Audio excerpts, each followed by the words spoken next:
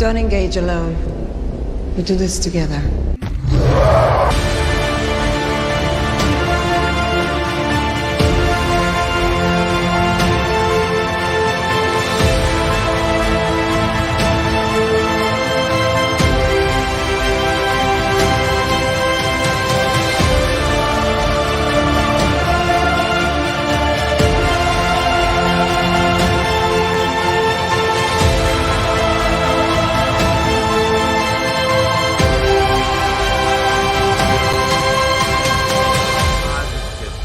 Yeah! Yeah! We got it! We got New 52 book. it!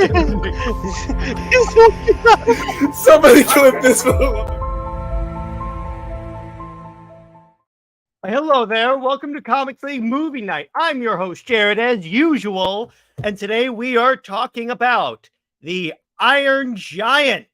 So let us bring in, so far, the panel member who helped me come across all these sci-fi movies to put on the schedule. I am Phoenix! What is up? I'm feeling very iron enriched. This is my attempt to do a Listen, big pun. you don't have to be a gun. It is fun. but so I we're didn't talking know about the you were a Iron Giant, Transformer. which this is one of those movies, by the way, where I watched it years ago before I was a comic book fan, and I recently rewatched it for the first time since becoming like a comic book nerd. There's so much here where he starts referencing Superman. He's holding up actual Superman comics. Yeah. Yes, it's just so crazy.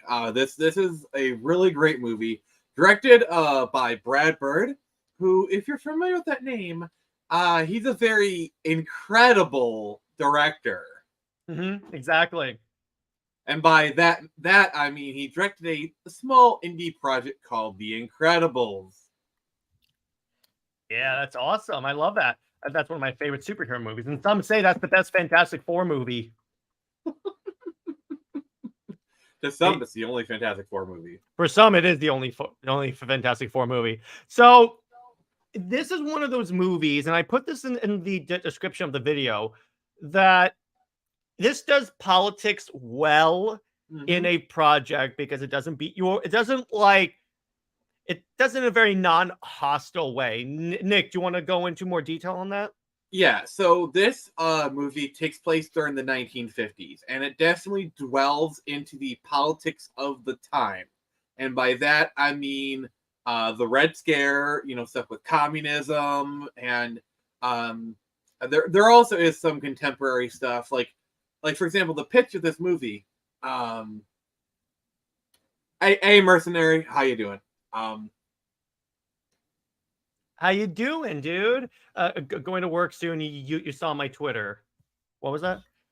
Yeah, I saw your Twitter. Really awesome. Iron Giant classic. Yes, it is. Go so on. Basically, the entire pitch of this movie, like the log line of this movie, is: what if a gun did not want to be a gun? And I just the premise of this is like really interesting. So Iron Giant is like this big mechanical robot that just lands in the cornfield, the middle of nowhere. And this kid finds him. It's kind of a classic tale, I mean, you got even the old as time. Wrong movie.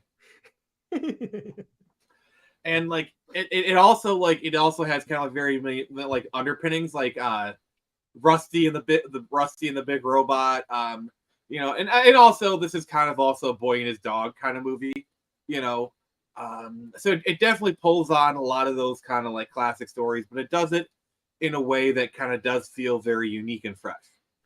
Yeah, it does. And that's one of the reasons why I dug it. And the other thing that I want to talk about is kind of funny. I put this in here. This is basically a tribute to Superman as a character. Like the whole movie is the robot wanting to be Superman pretty much, which I just love that.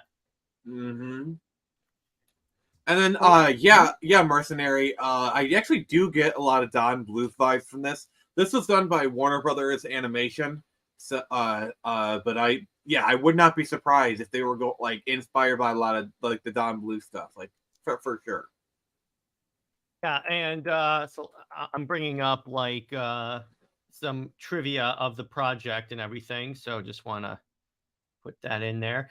And by the way, this is also the character that's like that you can, and it's in Nick's thumbnail. You can play as them in multiverses, but you can have like the Superman S that they made out of steel in there. So I think that's really cool. And he's voiced by I Am Groot. We had some other voices brought in, which is like Danny Glover, Robert De Niro, Sean Connery, Frank Walker, and James Earl Jones. We're also considered to do the voice. Right, and this voice, the voice cast of this is actually pretty stacked. Like the one that jumps out to me was Jennifer Aniston. See, this movie came out in the year 2000, so this is like pre-Fast and Furious for Vin Diesel. But Jennifer Aniston, this is like when she was making $1 million an episode on Friends. Like this was Jennifer Aniston at her peak. Like you got Jennifer Aniston at the very top of her career to do this. That's how big of a get that was at the time.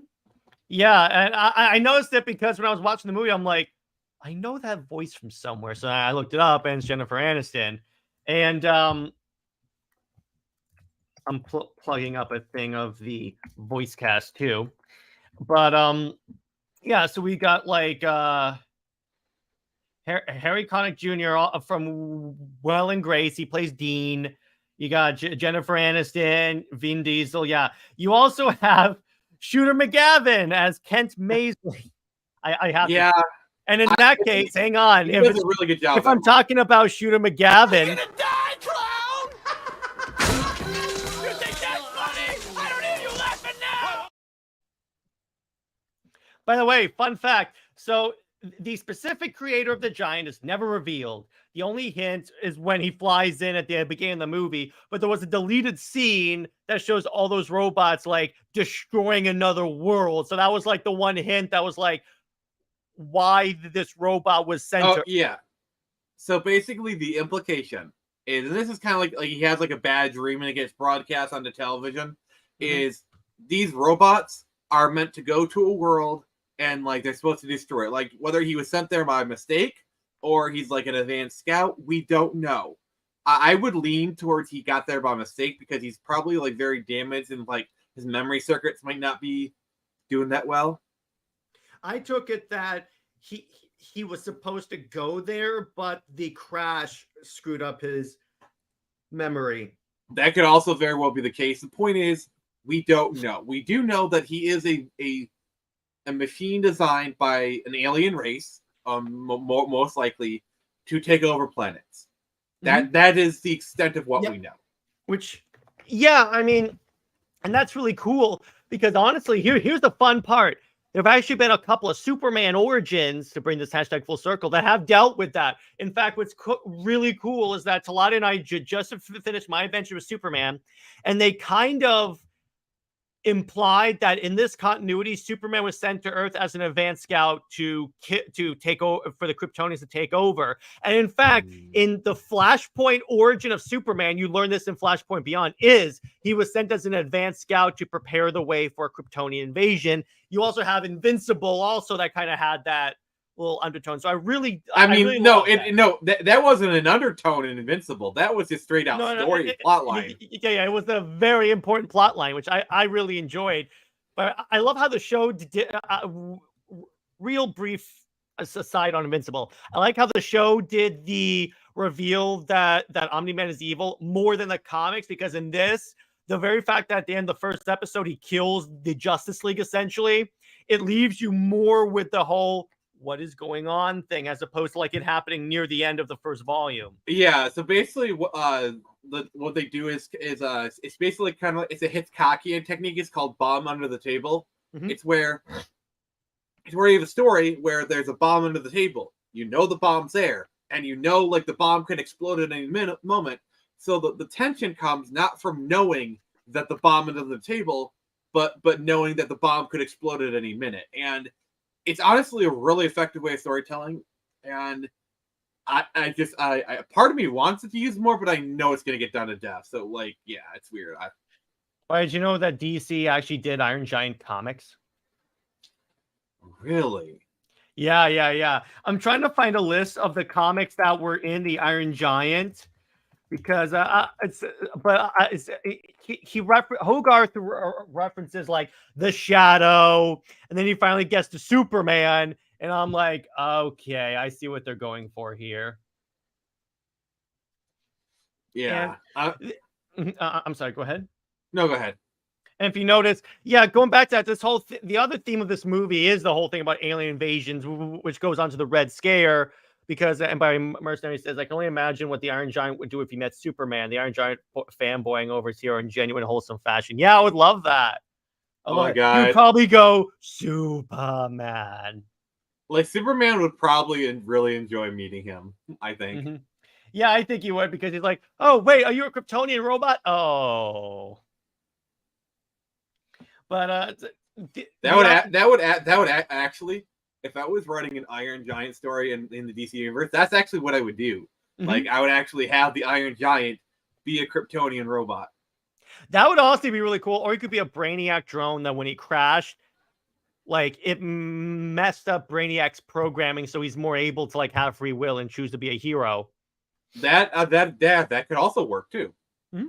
That could also work. But the other thing, so there is that. The other thing that I really enjoy is like Hogarth watching like old alien invasion movies, which is kind of which is kind of like foreshadowing or not, and so it's kind of showing you that the theme of like invasion and like the body snatchers and all that stuff, because he's watching one of those movies on the TV when he's not supposed to. Because, well, let me put it this way, when we were younger, we all didn't obey the whole "don't watch TV while your parents are away" rule, right? That was just a standard thing. No, like, we don't want you reading after dark, so we turn off all the lights except for the kitchen light. Me, like, literally laying next to the doorway of the kitchen reading. Mm-hmm. Yeah, exactly. So it's like, yeah, we always used to disobey that rule. I also really liked the animation of this, because the Iron Giant is like 3D, but they have him interacting with 2D animation. I love when they blend those two together. They did this a little bit with Titan AE. Oh, we need to cover which Titan we AE will sometime. be talking about that for movie night. I'm making an executive decision. We can't do it for the next 2 months, but we will eventually cover that. Ooh, we're about to become some cosmic castaways. Yeah. Yes, thank you. But Nick, so just to make sure you're not in over your head. Yeah, tell me more about why you like the Iron Giant. Well, it's just the like the robot himself is just so wholesome. I mean, he's for all intents and purposes a dog. Let's be honest. He's a very big, very metal dog. Metal dog, kind of thing. But like we were going to touch upon earlier, it touches upon the politics, but I think it does it with a very deft hand. Like, obviously, there's kind of some shades of gun control there, but we're not going to get into like stuff like that. But the one thing I will say, the way this movie does it, they actually take a pretty neutral stance. Here's what I mean by that: because the robot's still a weapon, but depending on his usage, he saves people. It's almost like, and this is the farthest I'll go with the topic. It's not the gun that we should worry about; it's a person using it. And this is how you do politics. You give both sides of the thing. Let the person have their own thing. And that's as far as I'm going to go with that. As far as we're going with that. That's as far as we're going with that. I probably should have gone that far, but it's like I'm just going to, I didn't like Titan AE, mostly naming the new Earth planet Bob. That was a joke. They called it Earth. You do realize that was a Joss Whedon line, right? Why is it that all the stupidest lines in shows are written by that man? And by the way, Nick, how could you wait? Why did you say that name? All right. Also, like, the toad getting struck by lightning line. Yeah, that's the Joss Whedon line too. Okay, Nick, this is gonna get copyright strike. Why did you say that name? Stop it! There's a reason why I banned He Who Must Not Be Named's name from this channel. Guys, should I tell him about the work he did on Toy Story? No, you should not. You definitely should not. I really hate that guy. Me too. Well, strongly dislike. I don't really hate anyone. I like Buffy. Like I like Buffy and Firefly. I will defend. Beyond that, no. Mm-hmm. Avengers is good. Avengers is good. Avengers 1 is good. The rest of it, no. Ultron is a bit of a mixed bag. Ultron is the biggest, like, I will maintain, like, while Ultron is not a good movie, there's still some things to like about it. There's still some good things, but it's hidden in a lot of fecal matter. In other words, Neither was Omaha Beach. Pass it over. Excelsior. That was. I'm sorry. That is one of my favorite Stanley cameos. That was a good Stanley cameo. I'll give you that. But the Hulk ending up with Black Widow falling into her boobs. I'm like, stop it, Joss Whedon. I love all the DC directors were like, yeah, that's not canon. If you ever like make a joke about that in your book, you need to have Athena say, "Oh, if they ever try that in my movie, I'm using a body double." But anyway, continuing on, we got to continue on with this movie. I know. Basically, the robot crashes. Here's the plot: the robot crashes. And the way they do it up until they actually reveal the robot, it's kind of like one of those alien invasion movies where like they don't show anything. They just have this situation, tell the story, a lot of power outages, eating steel. Do. Yeah, exactly. And then I like the reveal with like Hogarth, or like he's like, he has a little BB gun. He walks out, he sees like all the carnage, and then all of a sudden you see behind him 2 lights from like the robot's eyes. It's so good. It's so good. They do it so well. Yes, they do. It's really hot in here. But real quick, I will be right back. But Nick, tell us more about Iron Giant. All right. So Jared's away. So I'm just gonna say, I'm not gonna say Wonder Bat because we have a treaty. But yeah. So one thing I really like about these scenes, it's set during autumn, and I think it's really beautiful. Kind of like just the different oranges and the reds. I really kind of feel like help kind of make like a bit of a cozy atmosphere with this. Also, Wonder Bat. I just kidding. But yeah, and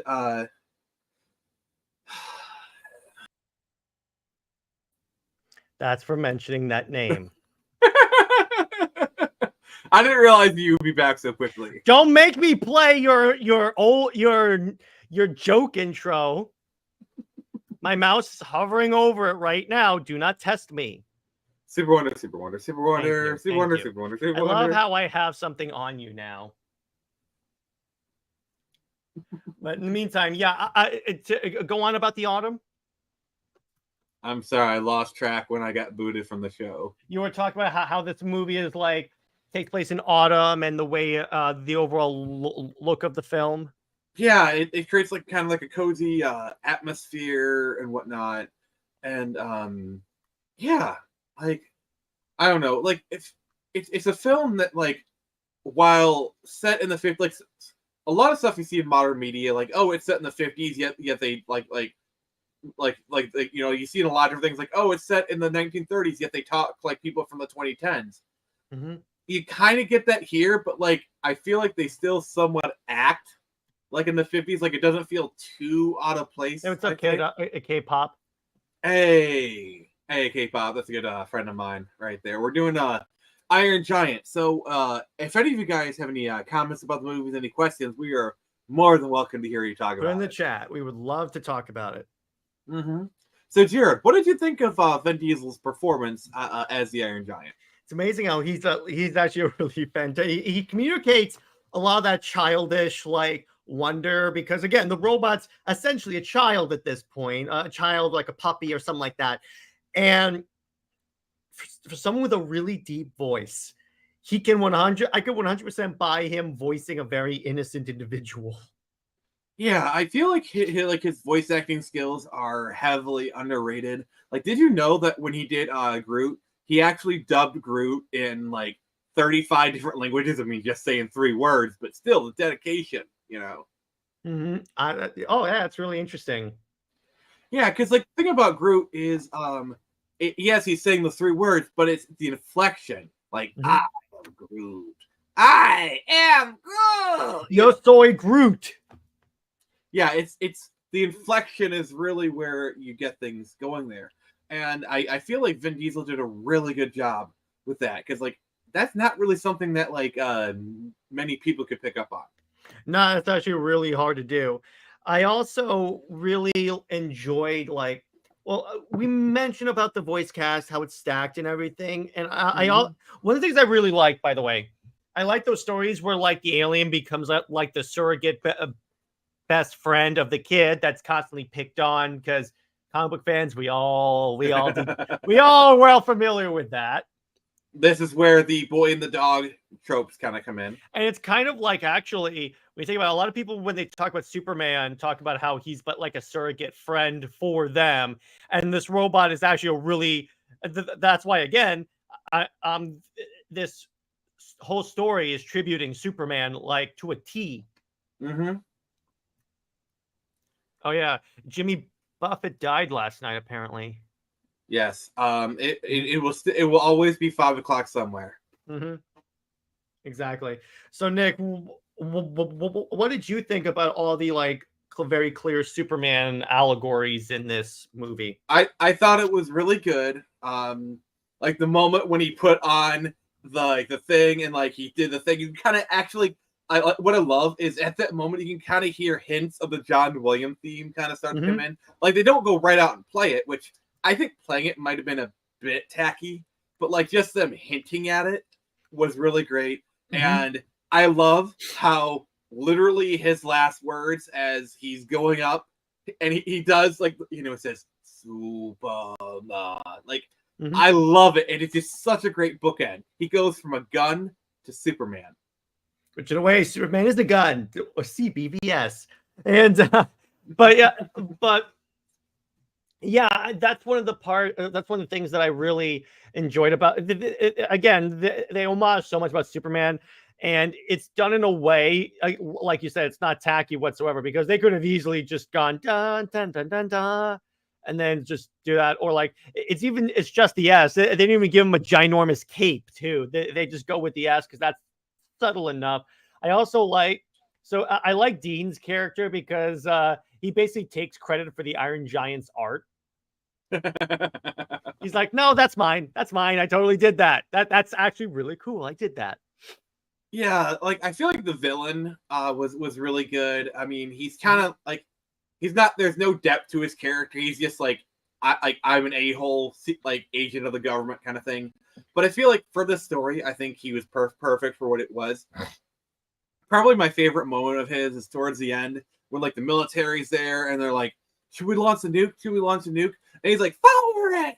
And then like he tries to flee, like, screw this. Like and like they all box him in. It's like a good soldier follows orders.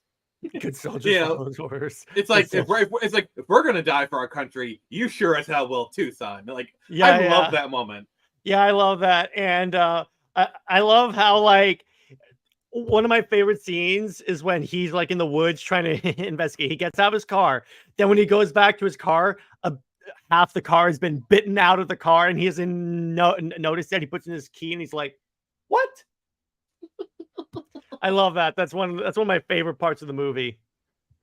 This movie is so metal. It is so metal. It's so metal. My number one favorite part is when Hogarth brings in the comic books into this thing, and he's going over, oh, here are all the different heroes you could be, essentially. And he goes, Superman.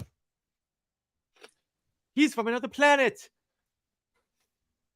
All right, start talking. I want to kind of look up like what comics are in. I'm going to Google that. Yeah, I was trying to find that, but for some reason it's really tough to find. But anyway, yeah, another one of my favorite parts is when the Giant's trying to reassemble himself, and the Hand is trying to go through the house, and then Hogarth is trying to sneak the Hand away from the mother, and he's like, no, I've just been going to pee. That's definitely what I've been doing. Oh, jeez. Yeah, it reminded me a lot. And what's interesting about this movie, when you look at the budget, was $50 million, but it actually only made $31 million. So So it didn't exactly make back its budget. It's probably because I do believe that this was released in theaters, correct? Yes, it was. It was in 1999. Like late 90s, early 2000s was a really really weird time for animation because you're right at the I think you're right at the tail end of the Disney Renaissance. Like Disney still has a few good movies left in like the early 2000s, like Lilo and Stitch, Atlantis, whatnot. But they're kind of going into their awkward years. And like the other studios have had mixed success. Like Fox has had some stuff with their Dawn Blue things. Like this is the same year Tiny E comes out. You got to remember that. So animation is kind of in a weird place in like the late 90s, early 2000s. Like you still get some iconic stuff, but like by the mid 2000s, CG is pretty much start like Shrek. Shrek was kind of the tipping point. Shrek was basically it's the dividing line between traditional animation and CG animation because after Shrek, everything basically went CG. Yeah. You could definitely detect that. By the way, fun fact: Hogarth Hughes is named after Ted Hughes, the guy who wrote the book that inspired the movie.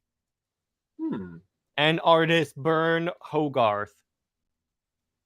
That's really beautiful, honestly.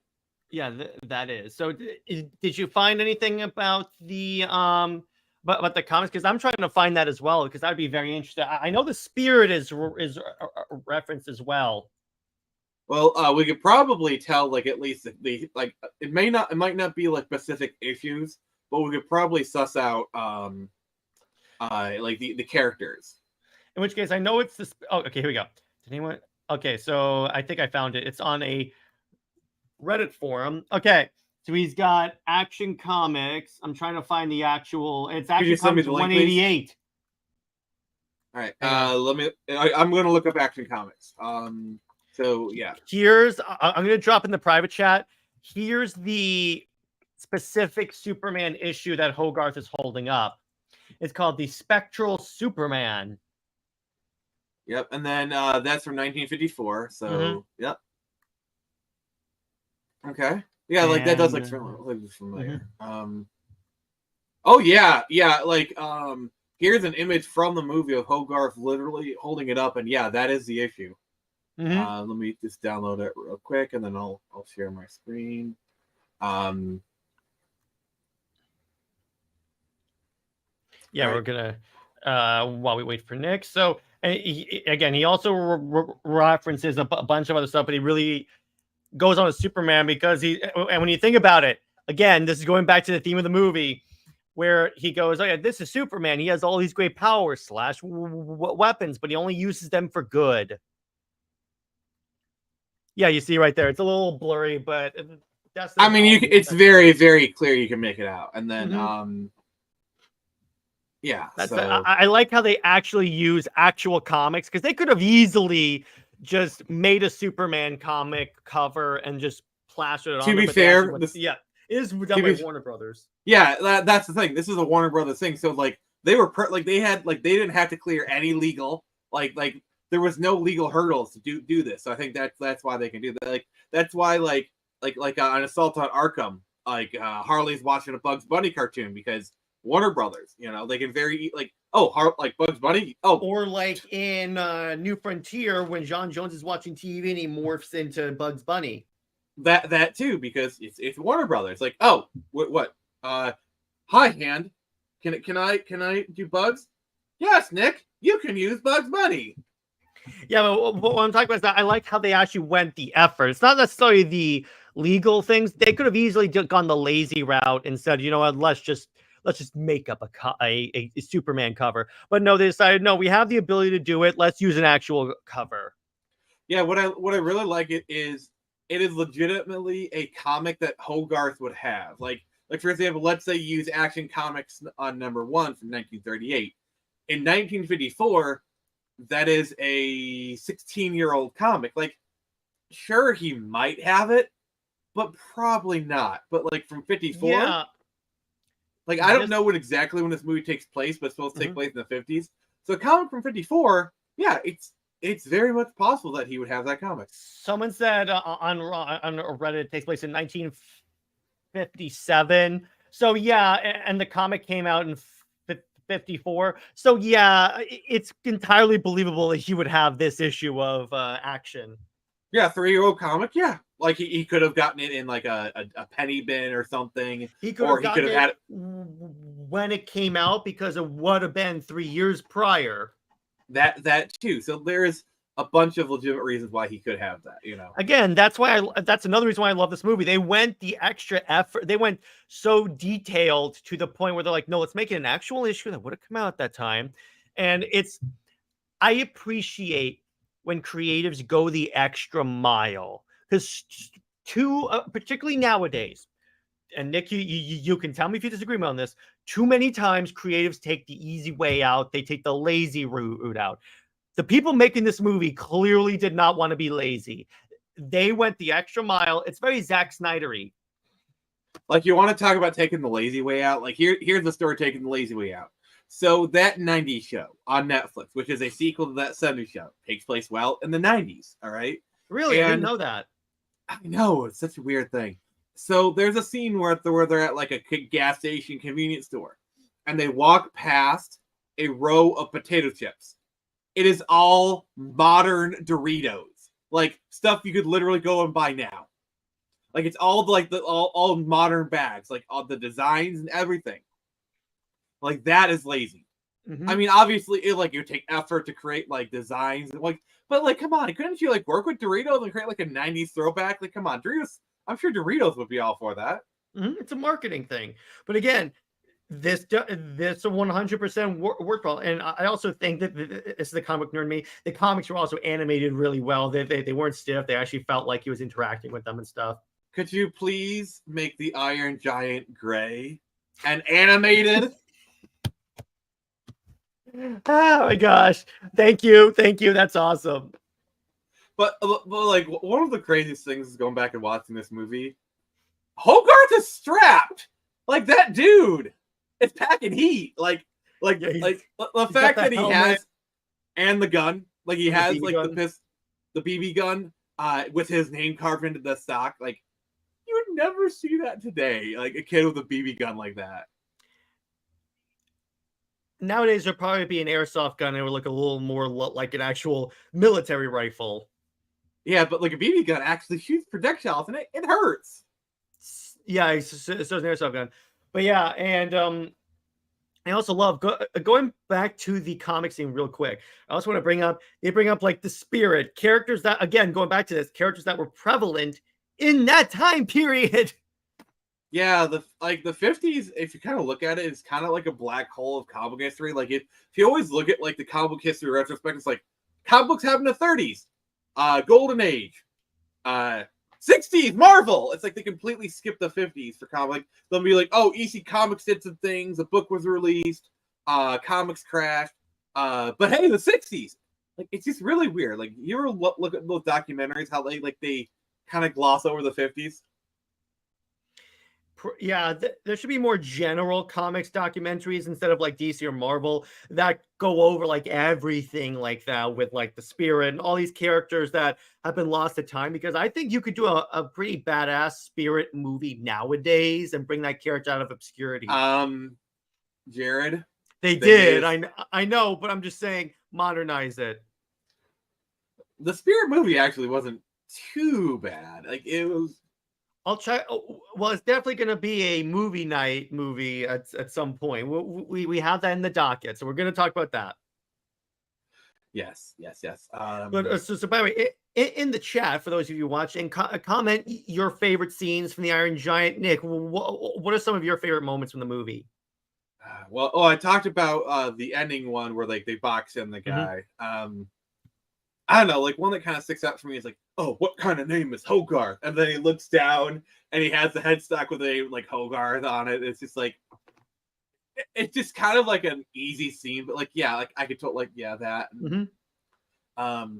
Also like no, you don't, like, you have I can't remember the exact, like, you have a choice to make, now choose, you know, like, you don't have to be a gun. Also, I gotta say, like, the ending of it where it's like, oh, this is the biggest piece we could find, and then you hear like deep, deep, which yeah, I am just about certain that beep was inspired by the Sputnik beep. Yeah, like I don't know if you've heard like the Sputnik beep from the 50s. It kind of had like that beep, beep. Like, I'm pretty sure that's what they were going off of. And By the because, way, like, you know how here's my screen, and we'll look at some brief scenes. I'll make this brief, so I may not get copyright hit. It was up Savage Gerbil, but Vin Diesel's best is Boiler Room. Okay, but I'm sorry, Nick. Go ahead. But yeah, so like earlier in the movie, we see the Iron Giant can easily reassemble himself. Like obviously, his body is made up of like some sort of alien metal that's probably indestructible. And what I love is the ending is like one of those classic like, well, he could reappear, but he could not. You know, like I love those. I love those endings. Where like they leave like it's conclusive, but they leave it open to where like, hey, we could do a sequel. But if we don't, we at least ended the story. That would be really cool if they did a sequel to this, but actually brought in Superman. The other thing I'd kind of like to bring up is I really don't like his portrayal in Ready Player One. Really? Like, oh yeah, because he's kind of just there. He's kind of useless. Well, it's more to it than that, but partially yes. So obviously he has no personality. He's basically a Gundam. Funny I say that. By the way, really, so what it is? Here's the whole point.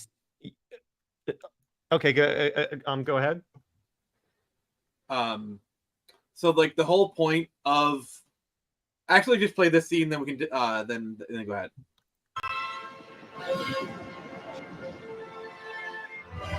You are who you choose to be. Superman. I love that. I just love how he closes his eyes. There you go. Yeah, I love that. It kind of humanizes him. But go on. But yeah, so like it's all about like he's not supposed to be a war robot. He's not supposed to be a thing made for destruction. And what is he in Ready Player One? A thing made for destruction. And it's just completely misses the point of the book, the point of the movie. I mean, it's Ready Player One. You really think they care about the stuff they're referencing? Like, come on. To a degree, I think they're just doing it to like go, oh wow, look, it's that. That's one of my problems with a lot of fandom movies, because what they do is, all right, they use Easter eggs to deflect a weak plot. In other words, what they do is I call it Easter egg armor. And what they do is they go, oh, the nerds won't care because they'll just be like, oh my gosh, did you see when they reference this? Did you see when they reference this? That's why my problem with a lot of Superman content is that as long as it brings up like references to the comics, yeah, as long as they bring up like other stuff, they won't criticize bad plots. They'll be like, oh, this is the best portrayal of Superman. Why? Because it had all these Easter eggs. Okay. Yeah, like Ready Player One has that problem. Like I said, Across the Spider-Verse is really bad at this.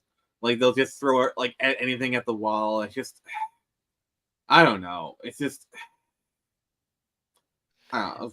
Yeah, I mean, well, let me put it this way: it was still fun seeing like Halo Spartan show up, but it was the Halo 4 design, so I'm like, okay.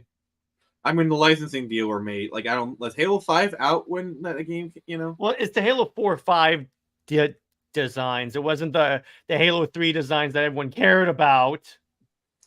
I mean, because it's probably licensing deals. Like, so. Yeah, could be. So I'm like, oh, okay. But all in all, this is one of the best animated projects I think Warner Brothers has ever made.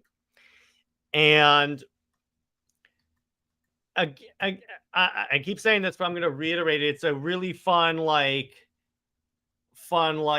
depiction of Superman. Because when you think about it, even though it's not a Superman movie, it is a Superman movie.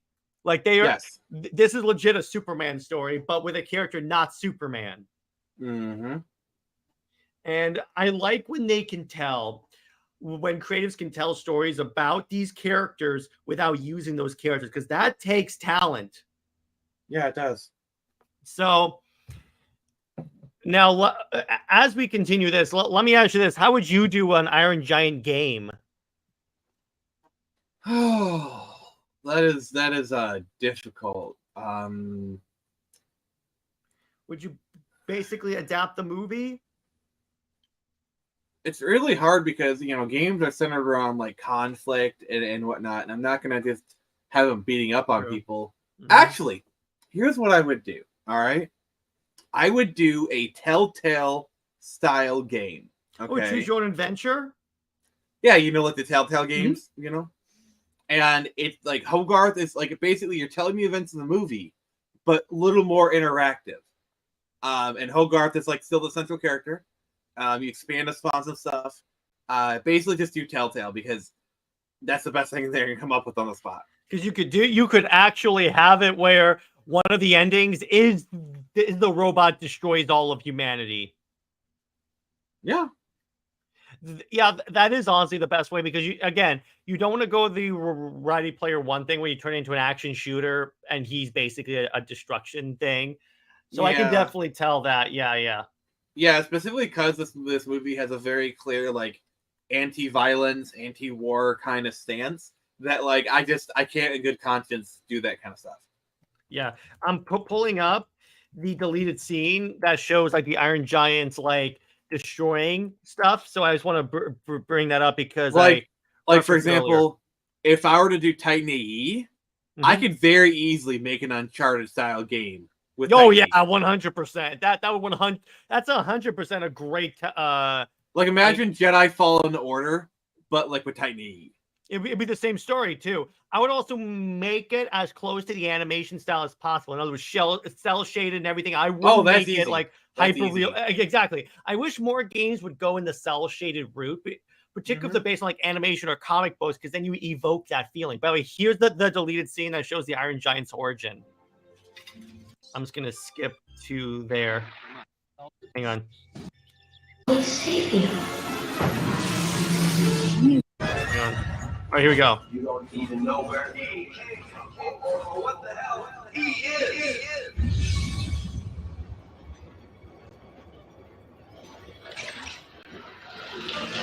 Guess you're not gonna help me. Also, I love how the late night host is clearly Johnny Carson. Yeah. Because again, they did the research on what was going on at the time. Fallen Order felt a lot like Titan AE. Yeah, it was very, very. I kind of wonder if that was an inspiration behind Fallen Order, if that was just an unintended like parallel. But yeah, like imagine a Titan AE game in the style of Jedi Fallen Order. Oh yes, they could definitely do that. And it's basically just the story of the movie straight up, or but basically Mass Effect. Basically, my version of Titan AE would be a level based or like the structure of Titan AE, but like it's basically a third person shooter, like Mass Effect. Not quite, Except but like without like the choice thing. I would have like the shooting be more kind of like Resident Evil 2 style kind of thing, like that feel. But like with the open worlds and like you kind of have the planets you can explore and like the puzzles. I think that'd be really great. So you would essentially use the shooting mechanics of Resident Evil, but with the exploration factor of like maybe No Man's Sky or something like that, or the peak sci-fi game Starfield. I would use the exploration of Jedi Fallen Order, where it's like you have your ship, you land on a planet, you do your thing, and like sometimes you unlock more stuff, and then you get in your ship and go to the next planet. Like that's what I would do. I would also bring in the Mass Effect mechanic of a party, so you can like have like Corso and Akima come with you on your adventures. That way, it's not just Cahill doing stuff. Yeah, I can see that. And then If you each think of them about has it, like a lot of Mass Effect was probably inspired by Titan AE. And then like each of them has a different skill set. Like Goon can like hack into devices. Then like Corso can use like bigger guns, kind of thing. Who was the two-legged girl who was the big weapons expert, the alien? I can't remember. I just know she was voiced by Janine Garofalo. You know what I'm talking about, right? She could be the one that she's a mechanic. Like, all the guns. She's a mechanic. Okay, that works. And then you could have like Akima as more stealth. Yeah. And then Kale's like mini map is like he projects like the map to the Titan on like a wall or something like that. Also, like in this game, there's going to be a line where someone says, "Akima, phone home." Yeah, exactly. You get the depth of the joke, No, right? Of course. Do you know who voiced Akima, right? Yeah. Drew Okay. Barrymore. Who was also in in E.T. There you go. That works. And by the way, Savage Gerbil asks, you guys see Heavy Metal 2000? No, I haven't. I haven't. We might need to look into that. I need to look into that. But yeah, this one, and again, I would keep the 100% keep the animation style and everything with this, or like Iron Giant, because again, I want to reiterate this. I think it's a crutch now that too many games focus on making hyper realistic characters like superhero games or this hyper realistic art that is outdated in 6 months. Yeah, because the thing about doing cell shaded stuff, it is timeless. You could still play it, and as long as the animation is good and fluid, you don't have to worry about it getting out of Jared, touch. Do me a favor. Go to YouTube and look up gameplay Jet Grind Radio Dreamcast. Okay, I'll check that out right now. It's called Jet what? Jet Grind Radio for the Sega Dreamcast. Radio Dream. Specifically that version. Sega Dreamcast. Hang on. Okay. I'm going to share screen. I'm not going to have audio on for obvious reasons, but I'll share screen. Yeah. That's smart. All right. So let's see this. Yeah, fast forward a little bit. All right. Yep, we're good. Look at that. It actually doesn't look that bad. This game came out in the year 2000. This looks like a game that could come out today. I mean, look at that book, that game. Sorry. What was that rhythm game that was like very cartoony that came out like last year or something like that? I know what you're talking about. But I can't remember. Yeah, that game was very Jet Grind Radio inspired. Yeah, it looks like that, and you could have these visuals. Plus, when you think about it, it's also cheaper, so you can devote the resources to other things. Jared, like, admit it. If that game came out, like, that game could come out today, and people would still be praising the graphics. And it's on the Sega Dreamcast, which is a very old-ass console, and it looks that good. Yeah. See, like, I could have brought up Wind Waker, which is also cell-shaded, but that was for the GameCube. That was a much more powerful system that came out in 2003, like a few years later. So, like, that's why I share Jet Grind Radio for maximum impact. Yeah, and it's like, that's another reason why, like, games like Crackdown are so timeless, because, again, they lean into cartoony details, and that's why it's the same thing. You could read a bunch of old comic books and still be like, okay, this is cool and stuff. And I'm like, Speaking, also Savage Gerbil, yes, the Dreamcast punch way above its weight. Thank you. There you go. Oh, check out a video I did with Caster that I released last Thursday about the Sega Dreamcast. Plug. But anyway, but yeah, like, there's a lot of, like, this is why, like, No Man's Sky is like, the graphics still look good today. No Man's Sky didn't go for, like, the cell shading, but they still went for, like, a cartoony look. Like, it went for, like, an slightly exaggerated, like, it still looks slightly, like, it doesn't look, like, hyper-realistic. Like, it looks kind of realistic, but it's, like, a tad exaggerated. It's in that sweet spot where it'll age very well. It's going to age like fine wine. Meanwhile, Starfield looks like a 2015 game. Yeah, I immediately think of Coastal Maine, but probably when we talk about the Iron Giant, which, yeah, that 100% works. Now I'm wondering if Stephen King wrote this movie. Yeah, that's true. But that's why, again, I wonder if with the DCU, if they're going to do a lot of cell shaded games, because, again, I emphasize this a lot. It's cheaper, so you can devote stuff. So you can, like, put those resources that you would do on making like hyper realistic characters to like improving gameplay, improving story, Okay. improving sound. Okay, imagine. Okay, Jared, I'm gonna pitch you a game. Okay, Okay. imagine a game by Rocksteady. Okay, and it is a Superman game in the style of Insomniac Spider-Man, where you can fly around Metropolis, and it's like the full Metropolis, but it's cell shaded. I'd be fine with that. I mean, look at that. Wait. Remember that Ultimate Spider-Man game, which is also cell shaded, and it works fine. Like, I just think a Superman game in the style of Spider-Man would work amazing. And if you cell shade it, like, imagine like the villains you could use. Like, cell shading, I think, actually work really well the Superman game, because then you can use some exaggerated designs for like a Brainiac design works a lot better. Parasite. You could turn Parasite into a kaiju, like they did in My Adventure with Superman. But yeah, like a lot of the Superman villains work better in a cartoony form, because, like, I'm sorry, the Injustice Brainiac, it works, but it just like a lot of DC characters would be served better. Green Lantern, dude. Oh, because that way you can still have fully destructible environments, but it'll be cheaper to do.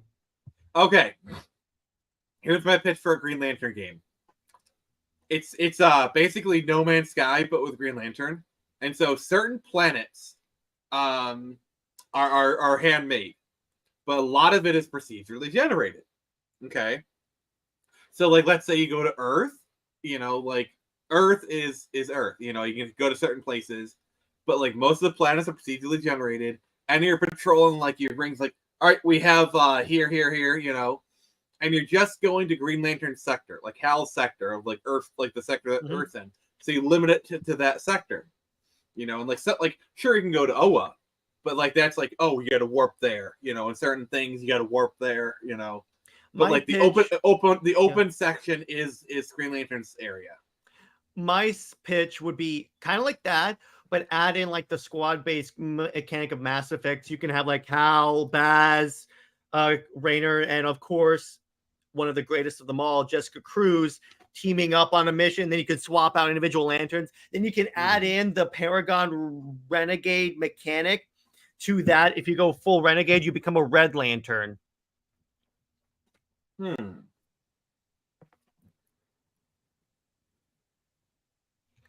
Dean and Gambit are some of the hottest Sun cartoon characters. Okay. I mean, one of Gambit's powers is literally being attractive. So. Yeah. There you go. Mon ami. Yeah, exactly. Yeah, I was just trying to, phrase Master Sergeant, what's up? What's up, peeps?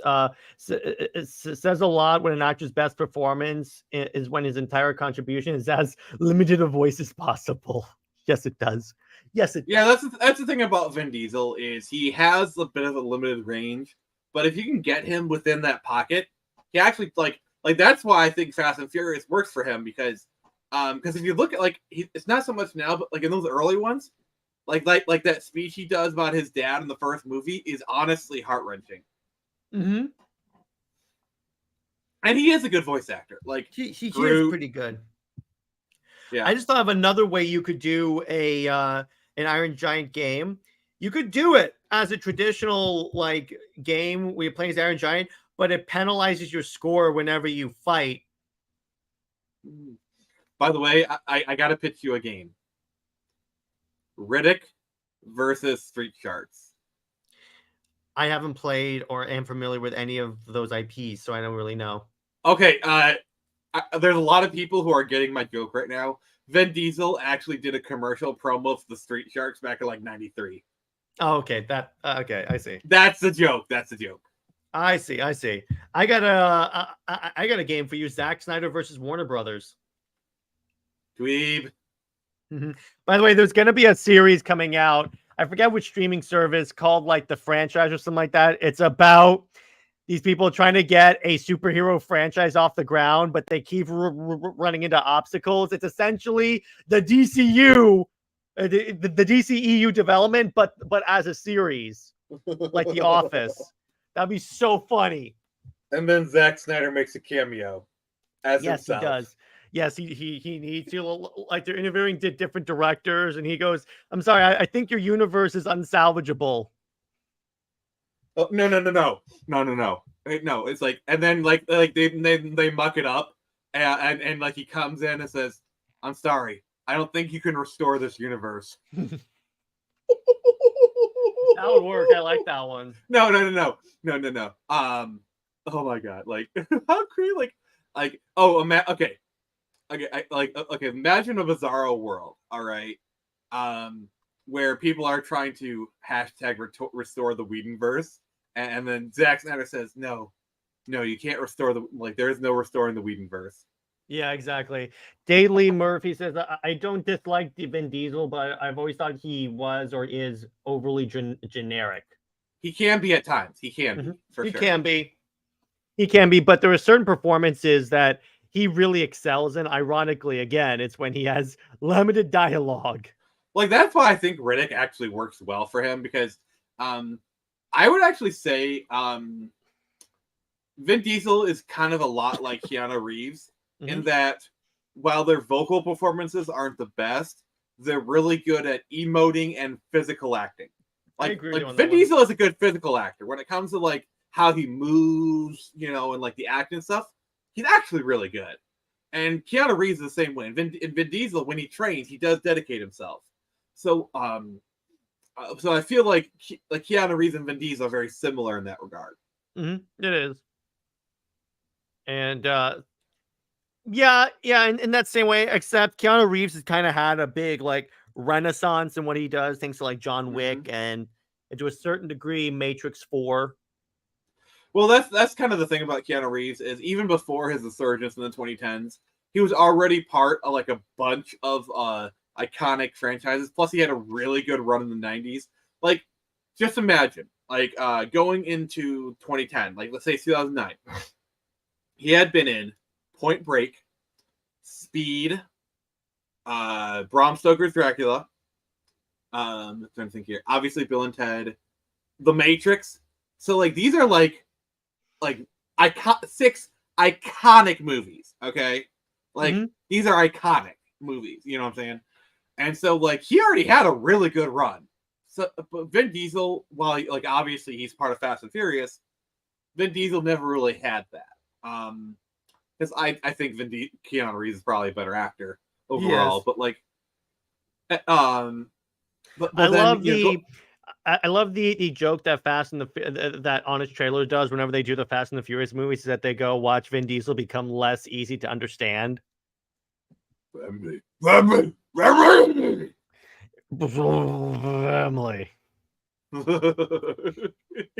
I'm sorry, one of these days, like when I get like all buff and ripped, I'm actually gonna like for one Halloween, I'm just gonna be Vin Diesel, like wear a bald cap, wear the shades, and all night the only thing I'm gonna say is family. You could be Dominic Toretto.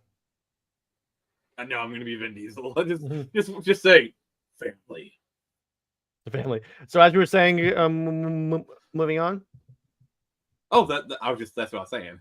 Oh, okay. I thought you before that you were saying about Keanu Reeves and Vin Diesel. Okay. Dade says never liked Riddick, was too old for Iron Giant, and Fast and the Furious is boring me. So Groot is really the only funny thing Vin Diesel has done, but anyone could be Groot.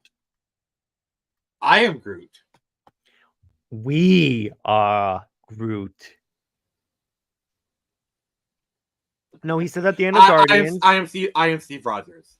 Yeah, I love that. I love that. I love that moment. I love that. I love that. I also love when Thor goes to Captain America. I see you've copied my beard.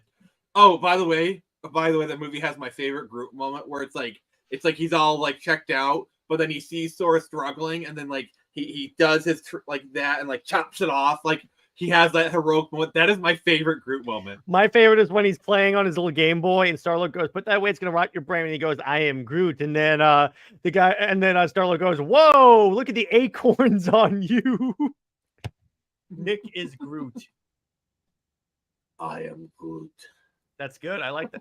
So if we ever do a Guardians of the Galaxy audio drama, Nick is playing Groot. He only has 3 words. He only has 1 line. I am Groot. I am Groot. I am Groot. Oh, There was did you see the how it should have ended Guardians of the Galaxy where he goes back and forth on Batman, Groot going, I am Groot, and Batman going, I'm Batman. I am And Groot, then I'm Batman.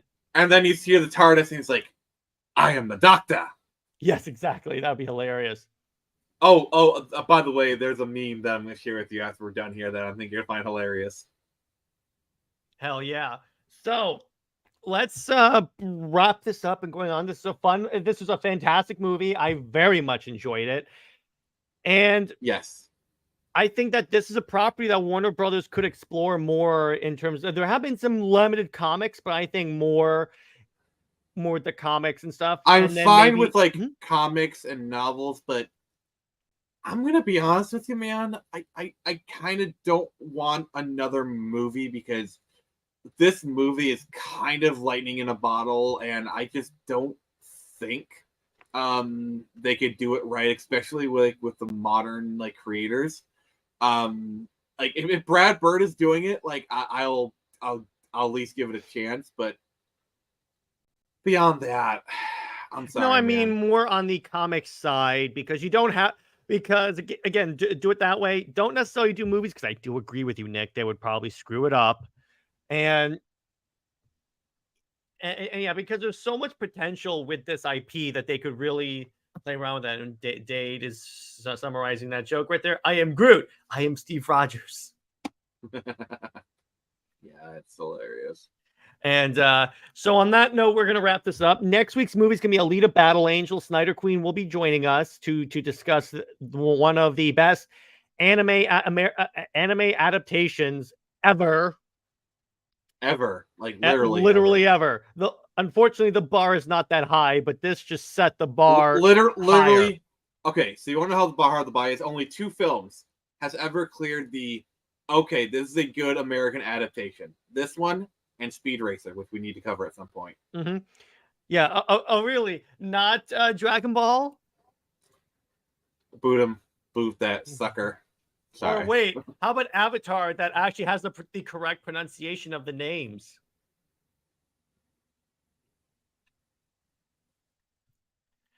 Better heard than me. Nick just left. Nick left. That's funny. So, in terms of Comics League, what we got coming out, you can find us at Comics League 2021, all that stuff. Yes, thank you, Taladia. And we're going to just, in terms of what's coming out in Comics League, in a little bit on Nick's channel is the Spider-Man stream where I critique his horrible Spider-Man gameplay. And then in terms of Super Wonder Legacy, Britt and I are going to rewrite certain stories to be more Super Wonder oriented. In other words, we're going to make them better. Comics League Indie Wednesday, I'm thinking about, I'm going to have a creator on to talk about their book. And then next Friday, Under Two Capes is going to be discussing what other, DC characters we think could fit in the Christopher Reeve Superman universe. And then again, next week is I like the live streaming, but I'm never really asked. Okay, go on. Yeah, there you go. I knew you were coming back, but why you gotta play me like that, bro? Why? Because I love Starfield. So on that, so I brought up what's coming out with Comics League. Nick, where can we find you, and what have you got coming out? Well, funny you should say that. So in about an hour, I will be streaming Spider-Man. Jared is going to drive me insane. He spins his webs all around my head, and then I try to not fall on my A. And Nick falls on his A anyway. You're lucky you're my friend. I'm serious. There you go. So anyway, I'll be streaming live on my channel at 8 p.m. So it's about an hour from now, and then I'll be getting to that. So Monday is rewatch, and then Wednesday we're launching Comic Swats, where we'll be reviewing Nightwing #1 with a cameo by the writer Chuck Dixon. So that's pretty darn awesome. And then later that night at 6 p.m., I will be doing my 400 subscriber special, where I will be reading Sins Past because that was a bet, and the bet was made, and I'm a man of my word. I will be doing the voices, and I will be doing the face. So I hope you all are grateful. And then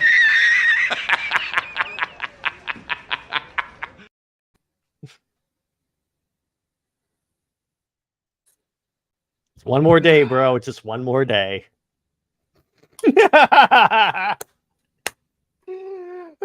why? Because it's Why? awesome. That's why. But go on. I promise I won't interrupt you. You're breaking me. You're tearing me apart, Lisa. Okay, that was very, very well timed. That was so good. I broke him. You have broken me. You have broken me into a million pieces.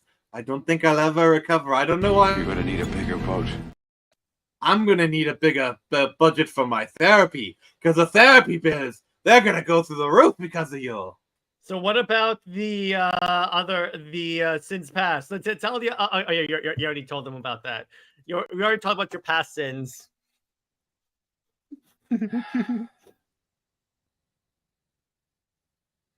Why? Just why, brother? Why? So on that note, everyone, we'll just wrap it up now before Please, Nick for the goes love crazy. for the love of Ditko, please just wrap it For up. the love of Ditko. So on that note, stay at work, everyone, and we'll see you in the next movie night for Lita Battle Angel.